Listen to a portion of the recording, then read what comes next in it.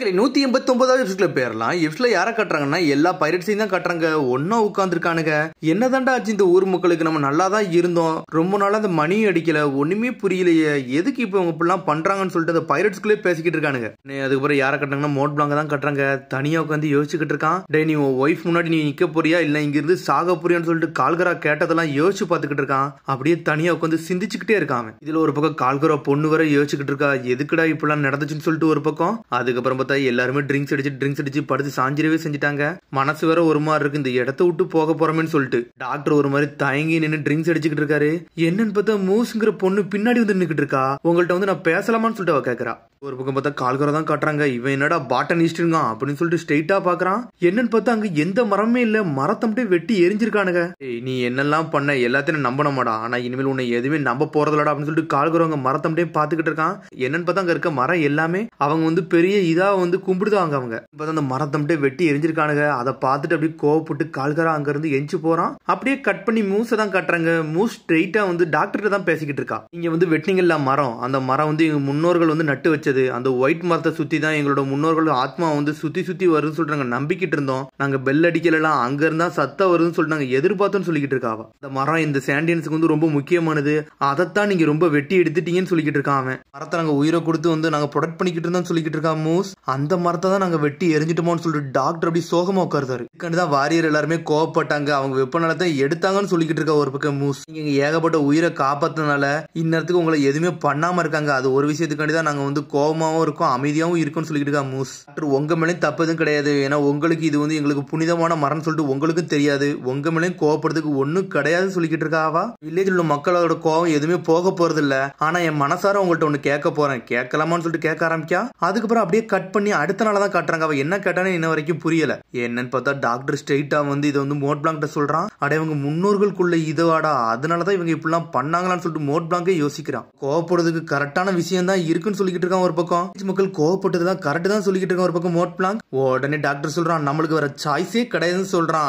அதெல்லாம் ஒண்ணும் கிடையாடா, நம்ம பண்ணதாண்டா தப்பு, நம்ம சாட்டிஸ்ஃபை கண்டி இதை பண்ணிட்டோம்னு சொல்லிக்கிட்டு இருக்கா மோட் பிளாங்க். நான் பண்றதுக்கு முன்னாடி அவங்கள்ட்ட ஒரு வாட்டி கேட்டு இருந்திருக்கணும், நம்ம பண்ணதும் தப்பு தான் சொல்லிக்கிட்டு இருக்காங்க. அவங்க முன்னோர்கள் வளர்த்த மரத்தை, அவங்கள சுத்தி வந்த மரத்தை நம்ம அறுத்து எரிஞ்சிருக்கோம்னு சொல்லிட்டு மோட் பிளாங்க் அவன் நினைச்சு கோவப்பட்டுக்கிட்டு இருக்கான். நம்மள மன்னிக்கிறதுக்கு நம்ம அருகதே இல்லாதவன் ஆயிட்டோம்னு சொல்றான் மோட் பிளாங்க். சடனா நோலண்ட் சடனா எல்லாத்தையும் கத்துறான். டே அங்க இருந்து எடுத்த தங்க தம்பி அங்க இருந்து வச்சுட்டு போனோம்னு சொல்றான். சொன்னோன்னு எல்லாரும் ஷாக் ஆகுறாங்க.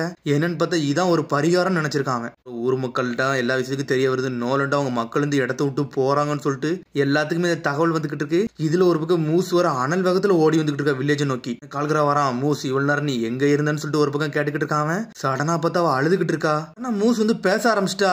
ஒரு மரத்துல ஆரம்பிச்சது அப்படி எல்லா மரத்தையும் பரவி அது பாய்சனாவே மாறிடுச்சு. கொஞ்சம் கொஞ்சமா வளர்ந்து போய்கிட்டே இருக்கு. அது மொத்த ஐலண்டையுமே அழிச்சிருக்குன்னு சொல்லிக்கிட்டு இருக்கா. உடனே அவங்க கேக்குறாங்க என்ன மூஸ் என்ன ஆச்சு, சம்பந்தம் இல்லாம ஏன் இதெல்லாம் பேசுறேன்னு சொல்லிட்டு அவங்க கேக்குறாங்க. வேற சாய்ஸே கிடையாது அப்பா அப்படின்னு சொல்லிட்டு தாரதரே அழுவுதாவா. மரத்தை வச்சு நம்ம அப்படி என்ன பண்ண போறோம், அது அப்படி என்ன இம்பார்ட்டன்டா இருக்குன்னு சொல்லிட்டு தாரதரே அழுவுதா. அப்பா சீக்கிரம் போய் அவங்கள போய் தடுங்கன்னு சொல்லிக்கிட்டு இருக்காவா. நீ என்ன முட்டாளா, அவங்க என்ன பண்ணாங்கன்னு உனக்கு ஒண்ணு தெரியாதான்னு சொல்லிட்டு கால்கரா சொல்லிக்கிட்டு இருக்கான். அப்பா நீங்க இப்ப போய் அவரை போய் பார்க்கலன்னா நீங்க வாழ்க்கை முழுக்க அவதிப்படுவீங்க.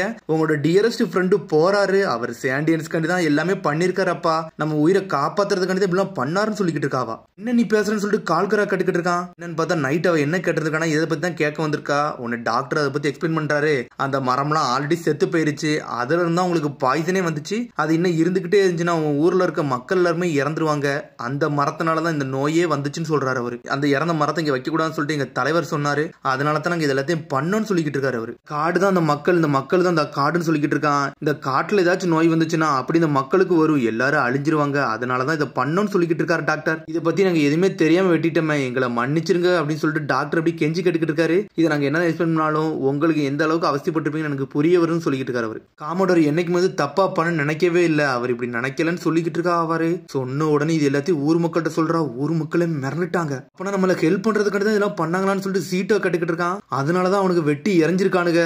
கால்கரோ ஜெட்டு மாதிரி போய்கிட்டு இருக்காங்க. இருந்து நோலண்ட் போயிடாதடா என்னை மன்னிச்சுட்டான்னு சொல்லிட்டு ஜெட்டு மாதிரி போய்கிட்டு இருக்கான் ஒரு பக்கம்.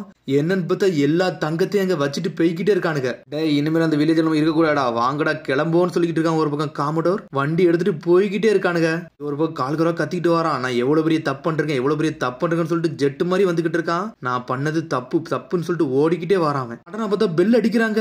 என்னடா பெல் சத்தம் கேக்குன்னு சொல்லிட்டு பாத்துக்கிட்டு இருக்காங்க. நோலண்ட் எங்களை மன்னிச்சிருங்கன்னு சொல்லிட்டு அழுதுகிட்டே இருக்கானுங்க. அவனுங்க சீக்கிரம் அடிங்கடா நோலண்ட நிப்பாட்டன்னு சொல்லிட்டு மக்கள் எல்லாம் கத்துறாங்க. கால்கரோவ ஜெட்டு மாதிரி வரான். இல்லடா நோலண்ட்னு சொல்லிட்டு ஒரு பக்கம் கத்திக்கிட்டு இருக்கான். கால்கரான்னு சொல்லிட்டு பாக்குறான். அவன் ஒவ்வொரு விஷயத்த எல்லாத்தையும் யோசிச்சு பாக்குறான். அவன் சின்ன வயசுல இருந்து என்னெல்லாம் பண்ணிருப்பாங்களோ எல்லாத்தையும் யோசிச்சு பாக்குறான். டேய் சீக்கிரம் வாடா நண்பான்னு சொல்லிட்டு கத்துறான். அவன் நோலண்ட் சீக்கிரம் வாடா, அந்த பெல்லு உனக்கு கண்டு தானே ஒலிக்குன்னு சொல்லிட்டு கத்துறான். அவன் ஆனா பார்த்தா நோலண்ட் தாரதரையே அழ ஆரம்பிச்சிட்டாரு. டேய் ஒரு நாள் கண்டிப்பா நம்ம சந்திக்கணும்டா, சந்திச்சே தீருன்னு சொல்லிட்டு கையை காட்டுறான். நான் கண்டிப்பா திரும்பி வருவேன்னு சொல்லிட்டு நோலன் அப்படி தாரதரையே அழுகுதாரு. கண்டிப்பா வருவான்டா கால்கரான்னு சொல்லிட்டு கத்திக்கிட்டு இருக்காரு அவரு. அப்புறம் அடுத்த சீன் என்ன காட்டுறாங்கன்னா, நோலண்ட் வந்து வெளியூர்ல எங்கெல்லாம் போயிட்டு வரணும் அந்த அட்வென்ச்சர் எப்பவுமே அவன் ஊர் மக்களுக்கு சொல்றதும் வழக்கமா வச்சிருக்கான். அதைத்தான் வந்து மக்களுக்கு ஒரு கதையா சொல்ற மாதிரி வச்சிருந்திருக்கான். உண்மையோ பொய்யோ மக்கள் அதை நினைச்சு என்ஜாய் பண்ணி சிரிச்சுக்கிட்டு இருப்பாங்க. நோலண்ட் அவன் கிங் கிட்ட இதை பத்தி எல்லாத்தையும் சொல்லியிருக்கான். அந்த சிட்டியோட பேர் சாண்டோரா, அது ஒரு தங்க நாடு அப்படின்னு சொல்லிக்கிட்டு இருக்கான். அவன் அதை நினைச்சு ஒரு ராஜா வந்து ரொம்ப என்ஜாய் பண்ணிக்கிட்டு இருக்காரு. அப்புறம் மொத்தம் 5 வருஷம் கழியுது. டே மெரியா ஜோஸ்ல இருந்து நம்மளுக்கு வந்து பெர்மிஷன் கிடைச்சிருச்சுடா, நம்ம இனிமேல் கிராண்ட் லைனுக்குள்ள நுழையலான்னு சொல்லிட்டு வாங்கடா அனதர் மிஷனுக்கு நம்ம கிளம்பலான்னு சொல்லிக்கிட்டு இருக்காங்க. இதை ஒட்டி நம்ம சோல்ஜர் நானும் உன் கூட வாரன்னு சொல்லிக்கிட்டு இருக்காரு அந்த கிங். உன்னை நோலண்ட் ஓகேன்னு சொல்றான். ஒரு வருஷத்துக்கு முன்னாடி நோலண்ட் வரதுக்கு இடத்துக்கு முன்னாடி அந்த இடத்தை அப்படியே காட்டுறாங்க. திரும்பி சாண்டோரியன்ஸ் தான் காமிச்சிட்டு இருக்காங்க. அந்த தங்க ஊர்ல இருக்க பெல் அடிக்க எல்லாருமே கிளம்பி போயிட்டு இருக்காங்க. கண்டிப்பா நோலண்ட் ஒரு நாள் வருவான்னு சொல்லிட்டு ஸ்ட்ரெயிட்டா கால்குற நடந்து போறான். செட்டோங்கிறவன் நல்லா வளர்ந்துட்டான். நோலண்ட் எப்பதான் வருவான் அப்படின்னு சொல்லிட்டு பேசிக்கிட்டு இருக்கான். டே அவனுக்கு குடும்பம் இருக்கு, ஆனா கண்டிப்பா ஒரு நாள் என் நண்பன் வருவான்னு சொல்றான். கால்கரா இப்ப வருவான். அந்த பெல்ல அடிச்சுக்கிட்டே இருக்கும்னு சொல்லிட்டு அடிக்க ஆரம்பிக்கான். சடனா பார்த்து அந்த ஊர்ல அப்படியே வந்து பெரிய கிளவுடே உருவாகுது. என்னன்னு பார்த்தா பெரிய இடியே வர மாதிரி இருக்கு. டே செட்டோ நம்ம வில்லேஜ் காப்பாத்தண்டான்னு சொல்லிட்டு ஒரு பக்கம் வேறலா போய்கிட்டு இருக்கான் சாண்டியன்ஸ். என்னன்னு பார்த்தா அப்பதான் நாக்கப் ஸ்டீன் அடிச்சு நொறுக்க ஆரம்பிச்சிருந்திருக்கு. ஸ்ட்ரெயிட்டா அந்த வில்லேஜ் அடிச்சு மேல தூக்கிட்டு போயிருந்திருக்கு. அடிச்சு ஸ்கைபியாக்கே தூக்கிட்டு போயிருச்சு. அதுக்கப்புறம் ஒரு வருஷம் கழிச்சுதான் நம்ம நோலண்ட் அந்த இடத்துக்கு வந்திருக்கான்.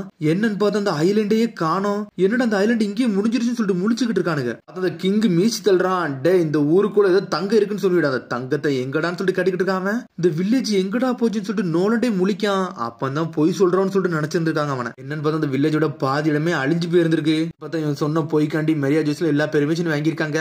பொய்யாடா சொல்ற, உனக்கு மரண தண்டனை அறிவிக்கன்னு சொல்லிட்டு அறிவிச்சிருந்திருக்காங்க. அவன் எல்லாத்தையும் சொல்றான். கிராண்ட் லைன் ஐஸ்லாண்ட் ஆஃப் ஜாயால பெரிய தங்க சிட்டி நான் பார்க்கதான் செஞ்சேன், என் கண்ணால பார்த்தேன்னு சொல்லிக்கிட்டு இருக்காங்க. அப்படி ஒரு நாடு இருக்குன்னு சொல்லிட்டு இன்னும் சொல்லிக்கிட்டே இருக்கான். க்ரூல உள்ள ஒரு ஆள்கிட்ட கேப்பண்டா உண்மையா பொய்யான்னு பாப்போன்னு சொல்றான். அவன் என்னன்னு பார்த்தா ஒருத்த வாரான். அவன் க்ரூல உள்ள ஆள் மாதிரியே தெரியல, அவன் பொய் தான் சொல்றான்னு சொல்லிக்கிட்டு இருக்காங்க. ஆனா மக்கள்லாம் ஷாக் ஆகுறாங்க. என்னது நோலண்ட் சொன்னது எல்லாமே பொய்யா? அப்ப அவன் ஹீரோ மாதிரி நடிச்சானடா, அப்படின்னா எல்லாமே பொய்யான்னு சொல்லி கேட்டுக்கிட்டு இருக்காங்க. ஆனா ஒருத்தன் பாஞ்சுக்கிட்டு ஓடி வரான். டே அவன் க்ரூல உள்ள ஆளே கிடையாதுடா, அவனுக்கு கால்கரான்னா யாருன்னு தெரியுமான்னு சொல்லிட்டு டாக்டர் கேட்டுக்கிட்டு இருக்காரு. ஒரு பக்கம் க்ரூல உள்ள எல்லாத்தையும் தூக்குங்கன்னு சொல்றாங்க. என்னன்னு பார்த்தா க்ரூல உள்ள உண்மையானவனெல்லாம் லாக் பண்ணிட்டாங்க.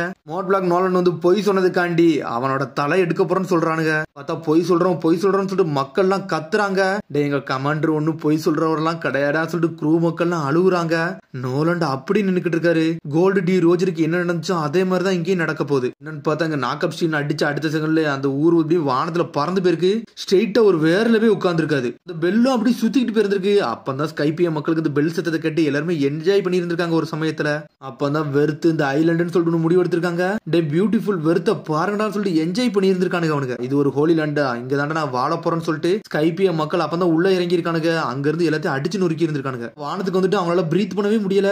எங்கடா வந்திருக்கோம், நம்மளால பிரீத் பண்ணவே முடியலன்னு சொல்லிட்டு முழிக்கிறாங்க. ஒரு பக்கம் அடிபட்டு கிடக்குறாங்க. என்னன்னு பார்த்தா நிறைய பேர் மேல வர வந்துகிட்டு இருக்கானுங்க. எவனே தெரியலடா. சாண்டோரியன்ஸ் சண்டைக்கு தயாரா இருக்குன்னு சொல்றானுங்க. இவங்க நிலத்தை எடுக்கலான்னு வந்திருக்காங்க. சாண்டியன்ஸ் வேற லெவலா வராங்க. அப்போ இங்க ஒரு பக்கம் கால்கரா எங்கடா இருக்குன்னு சொல்லிட்டு நோலண்ட் ஒரு பக்கம் அழுதுகிட்டு இருக்கான். கால்கரோவோ அங்க நின்று ஸ்கைபியால சண்டை போட்டுக்கிட்டு இருக்கான். ஒவ்வொருத்தரும் ஒவ்வொன்னு பண்ணிக்கிட்டே இருந்திருக்கானுங்க. கால்கரோ அங்க ஒரு பக்கம் வாழ்ந்துகிட்டு இருக்கான். நோலண்ட் இங்க ஒரு பக்கம் வாழ்ந்துகிட்டு இருக்கான். ரெண்டு பேரும் கஷ்டப்பட்டு இருந்திருக்கானுங்க. கடைசி சமயத்துல ஒரு நாள் நம்ம சந்திப்போண்டான்னு சொல்லிட்டு பேசிக்கிட்டு இருக்காங்க. சாண்டோராவோட நெருப்பே நம்மளா தான் இருக்கணும்னு சொல்லிட்டு இந்த மொத்த கதையுமே வந்து அந்த சீஃப் வந்து நம்ம யார்கிட்ட சொல்லிக்கிட்டு இருக்காருன்னா வைப்பர்ட்ட சொல்றாரு.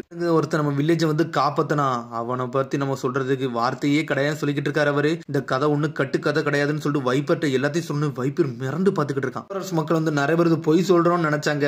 நோலண்டையும் பொய்க்காரன்னு சொல்லிட்டு நினைச்சாங்கன்னு சொல்லிக்கிட்டு இருக்காங்க. வருவான்னு சொல்லிட்டு கிரேட் வாரியர் கால்கரோ வந்து இந்த ஸ்கைபியால சண்டேலே பெருமையா இறந்துட்டாருன்னு சொல்லிக்கிட்டு இருக்காங்க. இதான் நம்ம கிரேட் வாரியரோட பெரிய விஷயமே சொல்லிக்கிட்டு இருக்காங்க. ஒரு பக்கம் வைப்பர் கட்டுக்கிட்டு இருக்கான். இன்னும் அந்த பெல் அடிச்சோம்னா நோலண்ட் காதுக்கு கேக்குமா கேட்காதான்னு சொல்லிட்டு வைப்பர் கட்டுக்கிட்டு இருக்கான். இருக்கான். அவர் அடிக்க நினைச்ச பெல்ல நம்ம அடிக்க நினைப்போம்னு சொல்லிக்கிட்டு இருக்காங்க. தெரியல எனக்கு, நம்ம எல்லாருமே சொர்க்கத்துக்கு பக்கத்துல தான் இருக்கோம்னு சொல்லிட்டு வைப்பர் இதுக்காண்டிதான் இவ்வளவு காலமா போராடி இருந்திருக்கான். கத்திக்கிட்டே இருக்கா, வைப்பர் வா நம்ம போவோம்னு சொல்லிட்டு.